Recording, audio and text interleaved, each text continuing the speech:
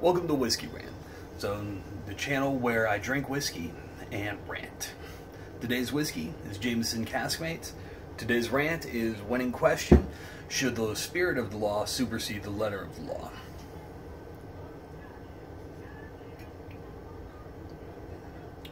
That's good. Yes, the spirit of the law should always supersede the letter of the law, so especially when in question. It is the spirit of the law that is the actual intent of that law. So with the intent of the law, if you try to make up, and this is why people hate lawyers, is because you're trying to get around, or when they adhere strictly to the letter of the law, they're trying to get around the spirit of it. They're trying to come up with some sort of technicality behind it. So as a good buddy of mine says, sometimes being technically correct is the best kind of correct. Well, that's because it makes us all feel a lot smarter than what we are sometimes.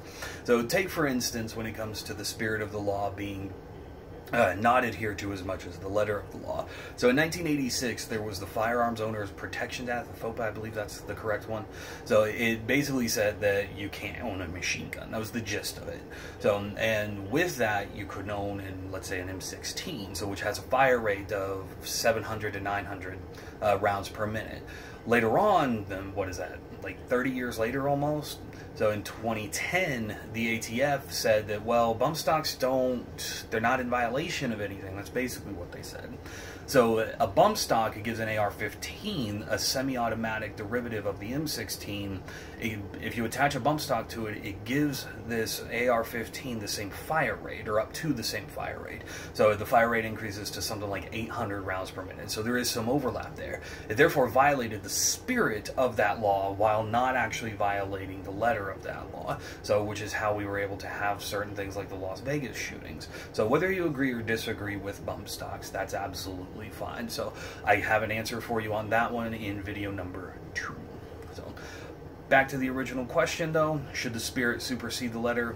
Yes. Another example is going to be free speech. I 100% agree with free speech. You should be allowed to say pretty much anything you want within reason. That reason being, or the reasonableness being, that you should not be allowed to say things that incite violence or riots or things of that nature.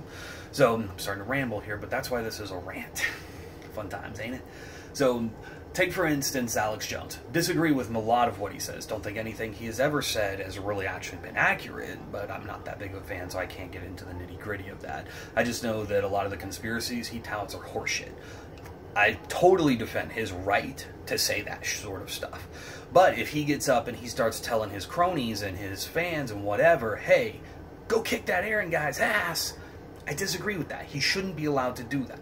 So, in the spirit of our First Amendment, he is allowed to speak out against authority. He is allowed to speak out against anything he wants to. So he can speak out against, or speak out and yell crazy-ass shit like there are half man-bear pigs running around, or whatever his most recent one was. I think it was something about what was it, vampire children from Mars or some stupid shit.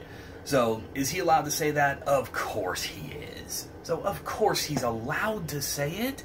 So, whether or not he should is completely irrelevant. He is allowed to say that. He is not allowed to say things that incite violence.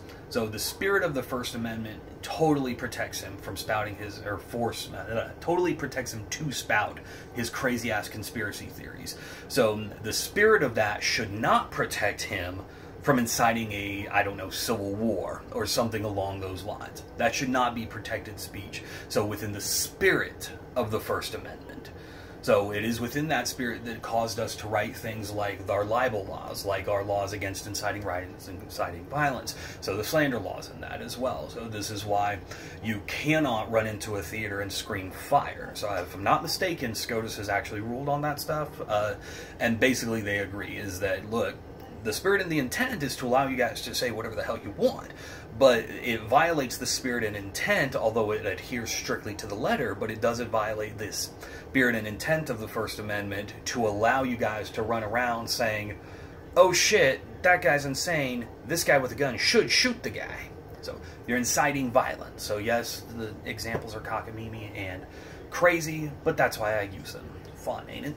So, but to end the rant, so yes, the spirit should absolutely supersede the letter of the law. And don't forget, if you have any questions, I'm going to answer those in Whiskey Rant Video 2. Thanks for watching.